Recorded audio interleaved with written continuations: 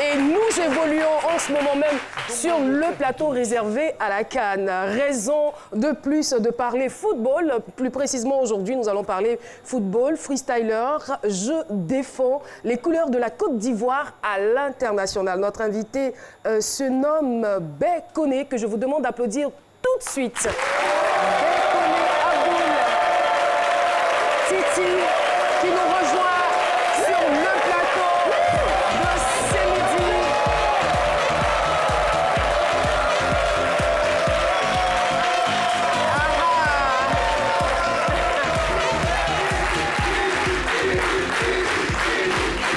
Et voilà, c'est son petit nom.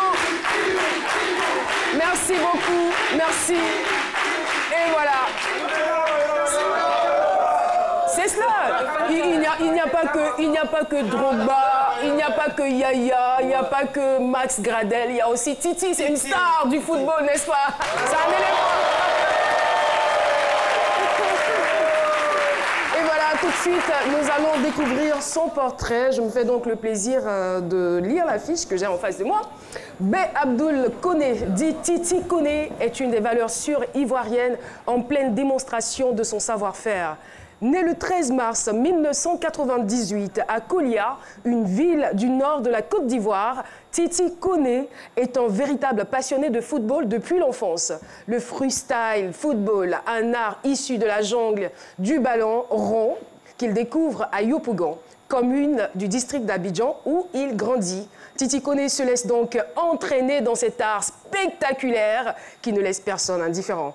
En septembre 2018, il devient champion d'Afrique de football freestyle. Il représente même la Côte d'Ivoire au championnat du monde de football freestyle en Pologne. À travers son art, Titi Koné veut être un canal de motivation de la jeunesse de son pays, mais surtout fédérer autour du freestyle une génération encore plus motivée. Et oui, nous avons la chance de l'avoir sur ce plateau, ce champion aux âmes bien-nées. La valeur n'attend point le nombre à des années. En tout cas, Titi Koné, on est heureux. On est heureux, on est très content de vous avoir sur le plateau de ce midi et de découvrir avec vous ce joli trophée. En tout cas, il est très beau. Je rappelle que nous sommes en compagnie de notre champion du monde freestyle. En tout cas, on est fiers de lui, on est fiers de l'avoir donc sur le plateau de ce midi. Titi Koné, c'est un nom à retenir.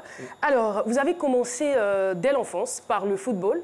Il paraît que vous étiez un excellent footballeur, enfin. Ouais, chacun dit pour lui. Hein. Ceux qui m'ont connu. Pour ceux qui vous ont connu. Ouais. Et qui vous a emmené au football? Ou je dirais, qu'est-ce qui vous a encouragé au foot? D'abord, à la maison, son nom, papa, il aimait beaucoup le sport, le football. Et le grand frère aussi. Donc, au quartier, tout le monde aime le foot, tout le monde... Quelle était l'équipe préférée de papa? ASEC Mimosa. ASEC Mimosa. Ah, ça là. Si c'est pas Africa, c'est ASEC ou c'est Stade. Ouais. Là, c'est pour les papas d'une certaine époque.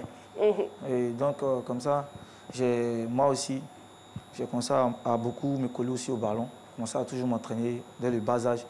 Et on m'appelait ici, partout.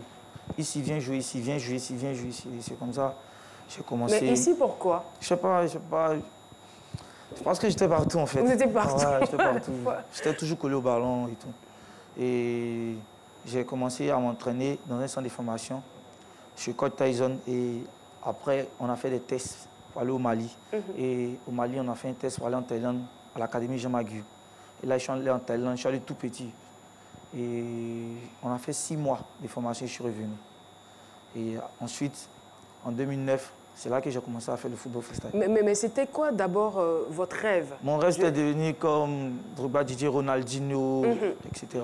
Ouais. Et le freestyle, vous le découvrez comment? Le freestyle, bon, c'est grâce au champion du monde de football freestyle, le français, Sian Garnier. J'ai regardé ses vidéos et tout. Et après, j'ai dit pourquoi pas aussi me mettre aussi à... Parce que je le voyais, il était parmi le public, faisait vibrer, les gens, il donnait la joie à tout le monde. J'ai dit, mais pourquoi moi aussi ne pas me mettre aussi à rendre plein de personnes heureuses, à me montrer talentueux, montrer mon talent au monde aussi et pour être un exemple demain aussi pour les jeunes. Donc, je me suis beaucoup entraîné à faire le football freestyle. Et en quoi a consisté donc cet entraînement? Je veux dire, vous voulez faire du freestyle qui est, je dirais, différent, plus ou moins du foot. Ouais. Quelle est donc l'orientation que vous prenez? Est-ce que dans votre entourage, il y a quelqu'un qui pratique déjà cet art? Il n'y avait pas quelqu'un auprès de moi qui pratiquait, mais il y avait l'ami de mon grand frère qui était en France, Cédric Nangui. C'est lui, quand il est arrivé, je me suis approché, il lui a dit que je vais m'entraîner avec lui pour apprendre encore d'autres gestes. Donc, et qu'est-ce qu'il vous a dit? Il m'a dit, il n'y a pas de problème. Donc, moi-même, je me vais assis, je vais derrière lui. Je vais lui réveiller, grand frère, il faut m'apprendre. Donc, après quelques temps, il m'a laissé. Moi aussi, j'ai continué à m'entraîner. Et quand je m'entraînais, mais tout le monde se moquait de moi. Toi, tes amis jouent au football, toi, tu fais freestyle. Il dit, c'est pas grave. Moi, je sais ce que je vais faire. Voilà. Donc, j'ai continué à m'entraîner jusqu'en 2010. J'ai croisé M. Bogi Stéphane, qui est actuellement le président de la Fédération de football freestyle. Et il y a eu une organisation pendant la CAN 2010 en Afrique du Sud. Il y a eu des jeux au complexe de Yopougon auxquels j'ai participé. Et là, c'est là que tout le monde a commencé à me connaître. Et en 2012, le président Bogi Stéphane a organisé le championnat de Côte d'Ivoire. Là, j'ai remporté. Je dois aller en Italie.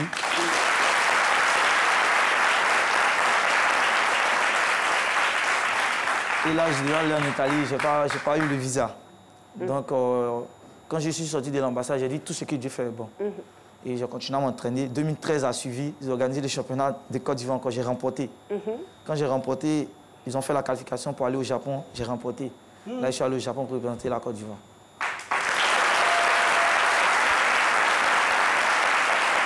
Et je vois votre visage qui s'illumine. Alors, à chaque fois que vous représentez la Côte d'Ivoire, hors des frontières de ce pays, quel est le sentiment qui vous anime? Tout d'abord, avant de quitter même mon pays pour aller, je suis très heureux. J'ai dit, parce que la Côte d'Ivoire, c'est un pays, j'adore, je ne sais pas quoi dire. Et moi aussi, hein. Tu ne peux même pas imaginer à quel point. J'adore mon pays. Moi aussi, d'ailleurs. Et quand je suis arrivé au Japon, les gens m'ont demandé, vous venez de quel pays? J'ai dit, avec l'Écosse. Ils n'ont pas compris, j'ai dit Didier Drogba. Ils disent, ah d'accord. Parce que dans tous les pays, quand je vais, c'est Didier Drogba. C'est le laisser-passer, le mot de passe. Quand tu dis Didier Drogba, ah, d'accord, tout le monde vient auprès de toi, tout le monde veut savoir, vraiment poser plein de questions, comment ça se passe là-bas et tout. Il y a des pays, quand vous arrivez, c'est Alpha Blondy, ouais, où vous êtes étonné, vous êtes assis dans le hall de l'hôtel et vous écoutez une chanson d'Alpha Blondy au milieu. Oui, Magic System aussi. C'est bien quand même d'avoir des références comme ça dans un pays. Et en 2014, j'ai remporté encore le championnat de Côte d'Ivoire. Ça y est, 3 fois successivement. Et 2016, j'ai participé à l'Afrique un incroyable talent, auquel j'ai été éliminé en demi-finale. Et mes fans n'ont pas aimé après Fali parce qu'il m'a éliminé. Et il y a eu plein, après l'émission d'Incroyable Talent, j'ai eu plein de contacts et plein d'ouvertures aussi. Et en 2017... Mais quand vous en parlez, c'est vrai que c'est votre passion, mais on a l'impression que c'est quelque chose de facile. Non, c'est pas facile. Ça a été très difficile d'abord, avant d'arriver jusqu'à là. Ça a été très difficile. Il vous a fallu combien de temps pour maîtriser le freestyle? Bon, moi, je trouve d'abord, je remercie Dieu parce que je trouve que d'abord c'est un don, mais que j'ai beaucoup travaillé, que je m'entraîne. Vous avez beaucoup travaillé. Et tous mes collègues, mes amis qui me connaissent, ils savent que je suis quelqu'un de courageux. Je ne sais pas attendre, je sais me battre. Voilà, je sais me battre. C'est bien. Et pour tous ceux qui me connaissent, ils savent que je suis quelqu'un, je respecte aussi. Voilà, j'essaie de faire mon mieux. Parce que c'est ce que Dieu demande, l'humilité aussi. Important, ouais, important. Parce que si on a le talent, qu'on n'est pas humble, franchement. Grâce à ça, vous pouvez croiser aussi plein de personnes qui peuvent vous aider. Et je remercie Dieu, j'ai croisé M. Doumbia Draman. C'est lui aujourd'hui, vraiment, je ne peux pas... En tout cas, je lui dois beaucoup, M. Doumbia Draman, c'est qui exactement? Bon, tout d'abord, c'est un grand frère du quartier. Et aujourd'hui, il est comme mon père. Ah, je l'ai pris comme mon père. On va donc lui dire merci. Merci à vous, M. Doumbia Draman. Et moi, ce que je veux savoir maintenant, c'est quels sont les 2 souvenirs que vous n'allez jamais oublier, les 2 souvenirs les plus marquants de toute votre carrière? Tout d'abord, mon premier souvenir, c'est quand j'ai ramené le trophée du Nigeria à ma mère, championnat d'Afrique. Quand elle m'a vu, vraiment... Quelle a été sa réaction? Voilà, j'ai senti vraiment quelque chose. Quoi. Et là, quand je lui ai remis le trophée comme ça, je me suis abaissé, elle a mis sa main sur ma tête. Et j'ai vraiment aimé ça. J'ai vraiment aimé. Vous avez senti que c'était la véritable bénédiction qui était en train de descendre. Hein? C'est comme ça. Tous les matins avant de sortir, faire petit bisou son pied. Il est intelligent. Oui, le doyen. Oui, moi, je voudrais que notre invité nous explique un peu, nous décrive un peu ce jeu de freestyle, comment c'est cela. le freestyle foot. Et puis, de nous dire, selon vous, ce que cette forme de football pourrait apporter comme amélioration au football classique que nous connaissons tous. Ah d'accord, pas de souci. Tout d'abord, le football freestyle, c'est un style libre. C'est un style libre de rue.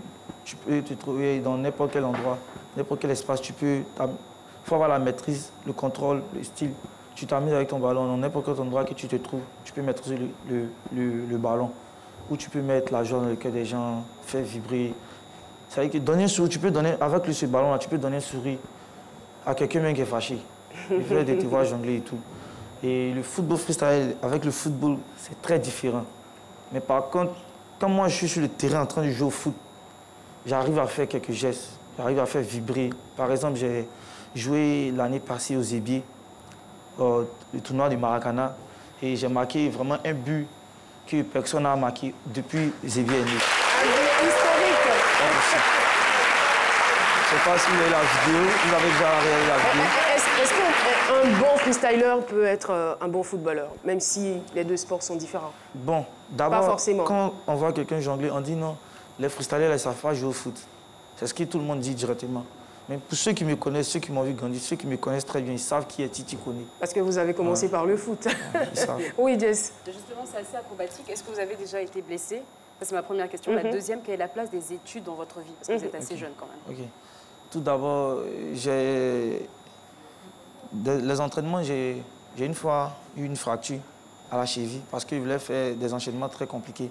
Et là, avec cette blessure, j'ai pris un mois pour me soigner. Voilà. Et concernant les études, je faisais vraiment... à la maison, c'était chaud. Hein. C'était chaud. C'était chaud. Quand vous dites c'était chaud, Ouais, les parents. Ouais, les parents, grands frères, tout le monde. Va étudier, va étudier. Non, ballon, va étudier. Mais j'ai continué et j'ai échoué au bac. Quand j'ai eu le nouveau terminal, j'ai échoué au bac. Donc je dois passer en candidat libre quand même. Cette année? Ouais, cette année. Bonne chance. Merci. C'est pour bientôt, là. À vous entendre parler, vous avez dit quand vous avez remporté ce trophée, vous êtes allé au pied de votre maman qui vous a apporté des bénédictions. Mais vous entendez, on a l'impression qu'il n'y a pas de fédération de freestyle en Côte d'Ivoire. Vous prenez le trophée, vous allez à la maison, vous n'allez pas à la fédération.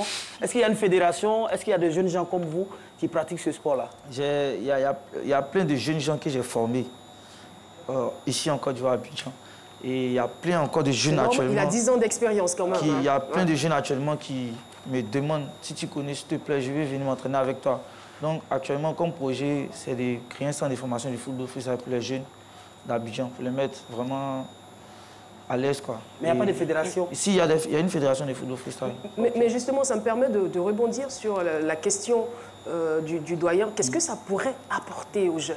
Bon, tout d'abord, il faut qu'il y ait...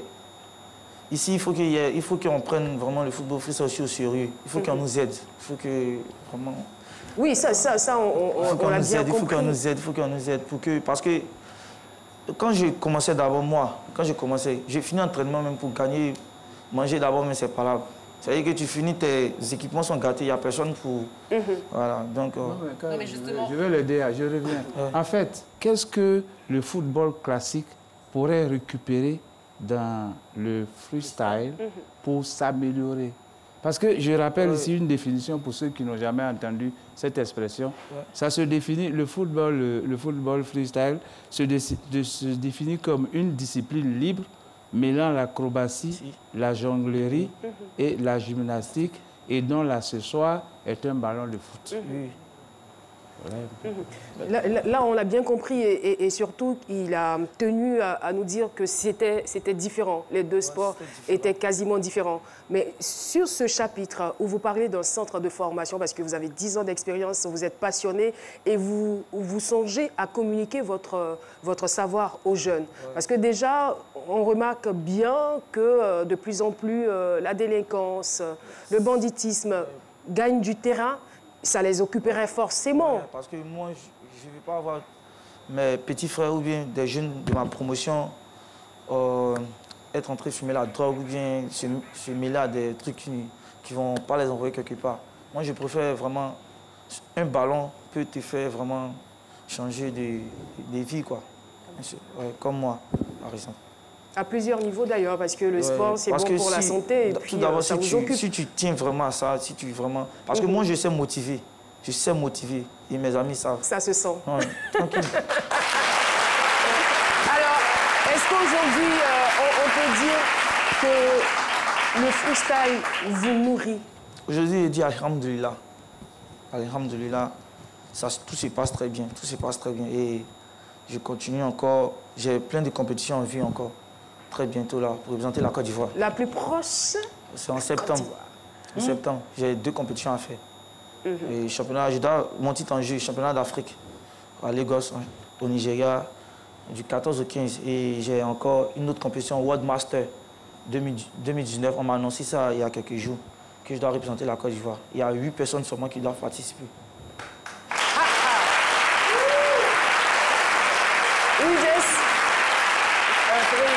Titi Koné, participation. Il a participé au 8e jeu de la francophonie en 2017. 2016, non sélectionné pour les Jeux de la francophonie. 2016, demi-finale à l'émission Talent d'Afrique. Participation en 2013 au championnat du monde freestyle football au Japon.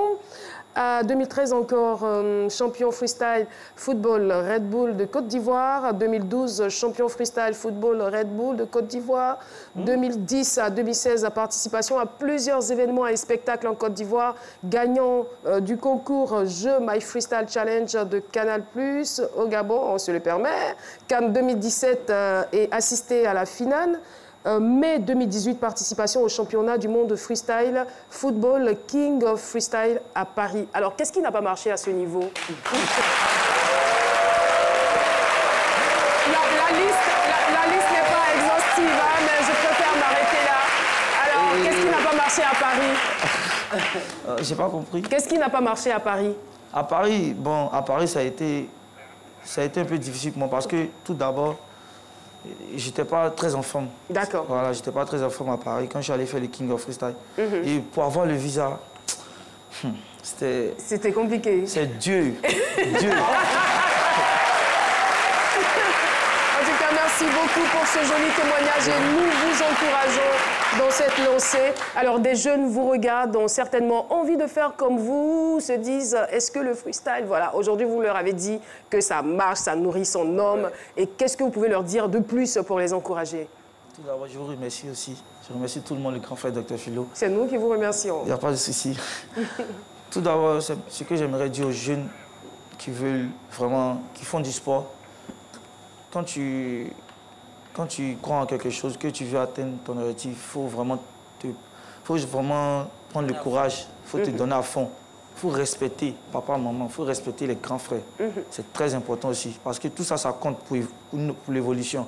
Si tu ne respectes pas, tu n'es pas tu ne peux pas arriver. Il y aura plein de blocages. Et je demande aux jeunes de ne pas se donner à la drogue. De vraiment se concentrer. Parce que quand je vais en Europe, je vois un peu... Il faut dire encore pour la drogue. Je vois un peu ce qui se passe. Sciencier, les gars. La drogue, la sciencier. Ça détruit votre vie. C'est-à-dire que vous ne vivez plus, vous devenez voisin de votre propre vie lorsque vous consommez de la drogue. Il faut arrêter les jeunes. Concentrez-vous. La vie est trop belle, il ne faut pas la détruire. En tout cas, merci beaucoup. Mais on ne va pas vous laisser partir comme ça, le ballon est là. Ou bien, vous êtes d'accord avec moi? Petite démonstration.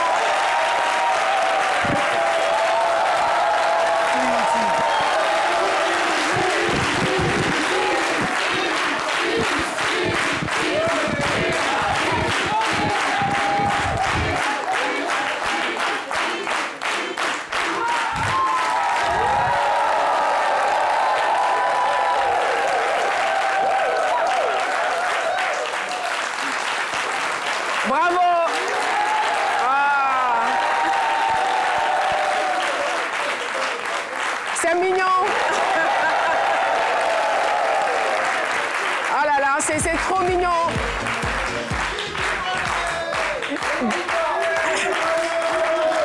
Merci beaucoup au fan club. Jessica, je ne sais pas pour vous, mais je le trouve très charmant. Et encore plus quand il a le ballon. Surtout, vraiment. Du talent, de l'humilité, franchement, tout ce qu'il faut. Merci beaucoup.